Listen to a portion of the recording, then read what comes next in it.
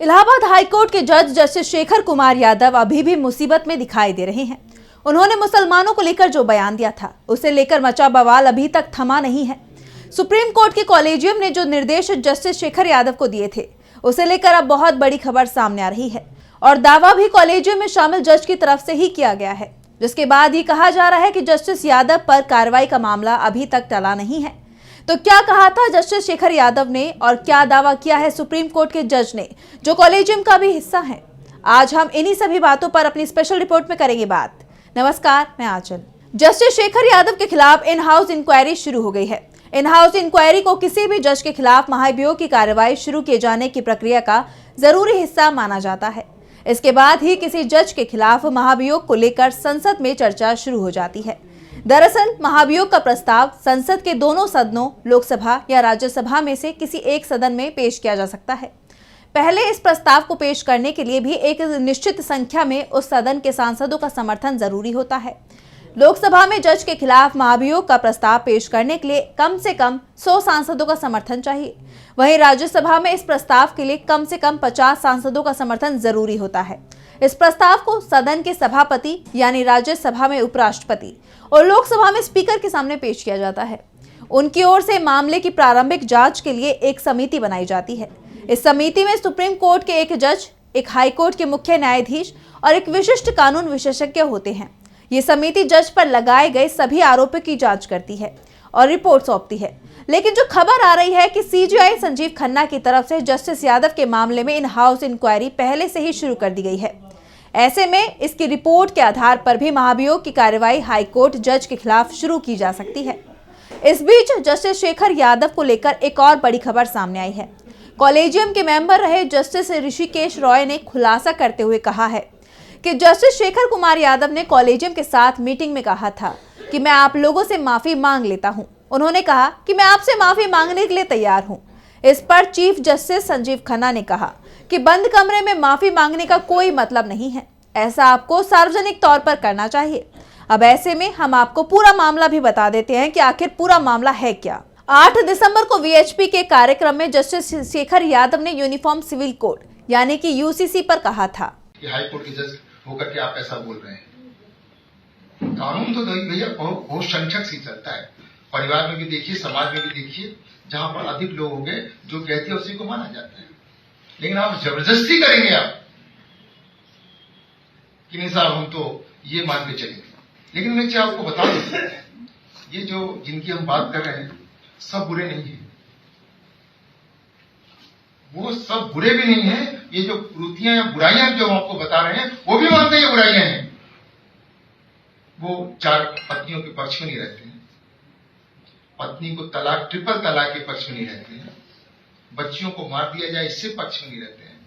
लेकिन जो जिसे कह लीजिए आप, सब गलत है, लेकिन कहने में गुरेज नहीं है, क्योंकि वो देश के लिए घातक हैं, बिगाड़ने वाले लोग हैं, जनता को बरगलाने वाले लोग हैं, देश आगे न बढ़े इस प्रकार के लोग हैं। उनसे सावधान रहने की जरूरत है, क्योंकि जो कानून बिल है ये केवल और केवल उन पर्सनल लॉ में आई बुराइयां तक ही सीमित नहीं है। ये जब बुराइयां दूर होंगी तो निश्चित रूप से हमारा देश भी प्रगतिशील होगा। जस्टिस यादव के इस बयान के बाद विपक्षी नेताओं और संगठनों ने इसे हेट स्पीच करार दिया। जस्टिस यादव को सुप्रीम कोर्ट के कॉलेजियम से तलब किया। 18 दिसंबर को जस्टिस शेखर यादव की सुप्रीम कोर्ट के कॉलेजियम के सामने पेशी हुई। इसके बाद खबर आई कि पेशी के दौरान उनकी जमकर क्लास लगाई गई। उन्हें साफ साफ शब्दों में कहा गया कि वो अदालत से बाहर बयान देने के दौरान भी संवैधानिक रुतबे का विशेष ध्यान रखें। सीजेआई खन्ना इस दौरान काफी नाखुश दिखे। उन्होंने जस्टिस यादव को अपने विवादित बयान पर स्पष्टीकरण देने के लिए कहा। कॉलेजियम जस्टिस शेखर कुमार यादव के स्पष्टीकरण से संतुष्ट नहीं था और भाषण में जिस तरह से उन्होंने कुछ बातें कही थी उसके लिए उन्हें फटकार लगाई गई। सीजेआई के नेतृत्व वाले कॉलेजियम ने उन्हें बताया कि संवैधानिक पद पर होने के नाते एक हाई कोर्ट या सुप्रीम कोर्ट के न्यायाधीश का आचरण, व्यवहार और भाषण लगातार जांच के दायरे में रहता है और इसलिए उनसे उच्च पद की गरिमा बनाए रखने की अपेक्षा की जाती है। न्यायमूर्ति यादव से कहा गया कि हाई कोर्ट के जज की तरफ से दिया गया हर बयान, चाहे वो कोर्ट में हो या बाहर किसी सार्वजनिक समारोह में हो, उसे न केवल पद की गरिमा के अनुरूप होना चाहिए बल्कि न्यायपालिका में लोगों के विश्वास को भी ठेस नहीं पहुंचाना चाहिए। खबर तो यहां तक आई थी कि जस्टिस यादव को कॉलेजियम की तरफ से कहा गया था कि वो अपने बयान पर सार्वजनिक रूप से माफी मांगे या फिर खेद जताएं, लेकिन कॉलेजियम के निर्देश के बावजूद जस्टिस शेखर यादव ने माफी नहीं मांगी और अब कॉलेजियम में शामिल जस्टिस ऋषिकेश रॉय ने इसी को लेकर बड़ा खुलासा किया है। जस्टिस रॉय 31 जनवरी को रिटायर हो गए हैं। उन्होंने कहा कि जस्टिस शेखर कुमार यादव ने सार्वजनिक माफी की बात को मान लिया था।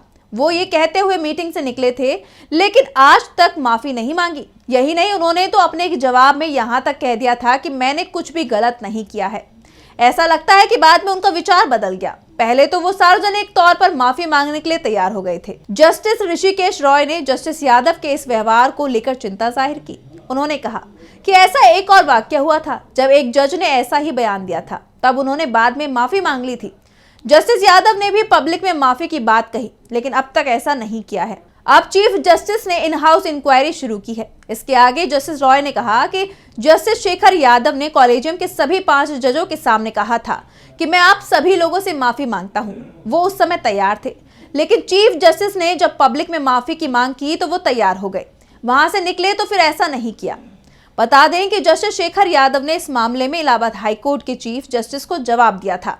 इसमें उन्होंने कहा था कि मैं अब भी अपने बयान पर कायम हूं। उनका कहना था कि मैंने अपना बयान जज के तौर पर नहीं बल्कि एक हिंदू के रूप में दिया था, इसलिए अदालत परिसर से बाहर कही गई कोई भी बात उनके जज रहने की आचार संहिता का उल्लंघन नहीं करती। इसके अलावा हाईकोर्ट की मर्यादा को भी इससे कोई नुकसान नहीं पहुंचता। हाईकोर्ट के जज जस्टिस यादव का बयान हो या फिर सुप्रीम कोर्ट के जज जस्टिस ऋषिकेश रॉय, दोनों के बयानों से एक बात साफ हो गई है कि ये मामला अभी बंद नहीं हुआ है। जस्टिस यादव अगर सार्वजनिक रूप से माफी नहीं मांगते हैं तो उनके खिलाफ कार्रवाई की जाएगी।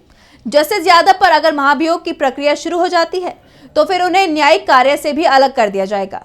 जस्टिस यादव मार्च 2026 में रिटायर हो रही हैं, यानी उनका कार्यकाल 1 साल का और बचा हुआ है। विपक्ष की तरफ से तो लगातार ये दावा किया जा रहा है कि जस्टिस यादव जिस तरह के बयान देते रहे हैं उससे साफ है कि उन्हें सत्ताधारी दल का साथ मिला हुआ है और उनके लिए रिटायरमेंट पैकेज भी तैयार हो चुका है। रिटायर होने के बाद जस्टिस यादव राजनीति में आ सकते हैं और 2027 में यूपी में होने वाले विधानसभा चुनाव में वो बीजेपी की टिकट पर चुनाव भी लड़ सकते हैं और विपक्ष के दावों पर मोहर भी लगती दिखाई दे रही है। जस्टिस यादव के खिलाफ राज्यसभा में जो महाभियोग का नोटिस दिया गया है, उस नोटिस पर सिर्फ विपक्षी सांसदों ने हस्ताक्षर किए हैं। बीजेपी के किसी भी सांसद ने इस प्रस्ताव पर हस्ताक्षर नहीं किए हैं।